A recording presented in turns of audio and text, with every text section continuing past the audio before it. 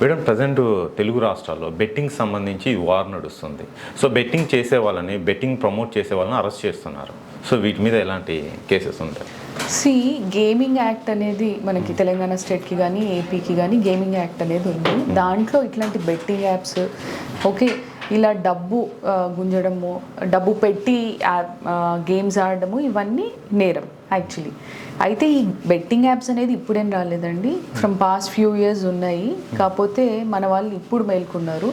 2023లో విపరీతంగా ఈ betting apps ఎలా ఉండేవి అని అంటే సెకండరీ ఇన్కమ్ అని చెప్పి మనుషుల్ని అట్రాక్ట్ చేయడము, వాళ్ళకి మెసేజెస్ పెట్టడము, అక్కడి నుంచి వాళ్ళని ఒక వాట్సాప్లోనో టెలిగ్రామ్ ఛానల్లోనూ యాడ్ చేసి అప్పుడు దాంట్లో వీళ్ళతో గేమ్స్ ఆడిపించడము, విపరీతంగా ఇన్వెస్ట్ చేయడము, కొన్ని లక్షల్లో ఇన్వెస్ట్ చేసిన తర్వాత ఇంకా డబ్బు రానప్పుడు అప్పుడు ప్యానిక్నెస్ అయిపోయి ఒక్కొక్కరు ఒక నార్మల్ మిడిల్ క్లాస్ పీపుల్ కూడా 45 లక్షలు, 60 లక్షలు, 70 లక్షలు అంత ఎక్కడి నుంచి వచ్చింది వీళ్ళకి డబ్బు అని అంటే వీళ్ళు క్రెడిట్ కార్డ్ లోన్స్ ఇవన్నీ అప్లై చేసుకొని బెట్టింగ్ యాప్స్లలో ఇన్వెస్ట్ చేసి పూర్తిగా డబ్బు పోగొట్టుకొని సూసైడ్ చేసిన సందర్భాలు ఎన్నో ఉన్నాయి.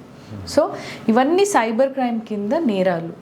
ఓకే, సైబర్ ఫ్రాడ్స్ ఇవన్నీ డెఫినెట్గా మనం ఇట్లాంటి వాటిలో మోసపోయినప్పుడు వెంటనే సైబర్ క్రైమ్ సెల్లో మనం కంప్లైంట్ ఇవ్వాలి, ఎఫ్ఐఆర్ రిజిస్టర్ చేసుకోవాలి. ఒకవేళ అకౌంట్స్ ఏవైనా ఫ్రీజ్ అయితే అందులో ఉన్న డబ్బు మనం డెఫినెట్గా రాబట్టుకోవచ్చు.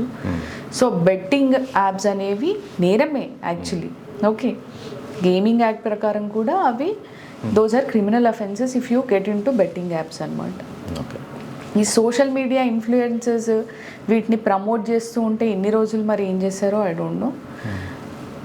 వీళ్ళు ఎందుకు ప్రమోట్ చేశారు అని అంటే ఈ సైబర్ క్రైమ్ ఫ్రాడ్స్ ఎలా ఉంటారంటే వీళ్ళు బోల్డ్ అని వీళ్ళకి టర్న్ ఓవర్ కోట్లలో ఉంటుంది. సో వీళ్ళకి డబ్బు ఇచ్చి ప్రమోట్ చేయించడంలో అదేం వాళ్ళకి పెద్ద విషయం కాదు డెఫినెట్. సో ఈ సోషల్ మీడియా ఇన్ఫ్లుయెన్సర్స్ వాళ్ళు డబ్బు గెయిన్ చేసుకోవడానికి మిగతా వాళ్ళ ప్రాణాలు ఏమైపోతే నాకేంటి, నా డబ్బులు నాకు వస్తాయి కదా అన్న ఉద్దేశంతో వీటిని ప్రమోట్ చేశారు. అంతేగాని దాని డెప్త్లోకి వెళ్ళలేదు. ఇట్లా నేను చేయడం వల్ల ఎంతోమంది రోడ్డు పాలన పడతారు, ఎంతోమంది ఆత్మహత్యలు చేసుకుంటున్నారు.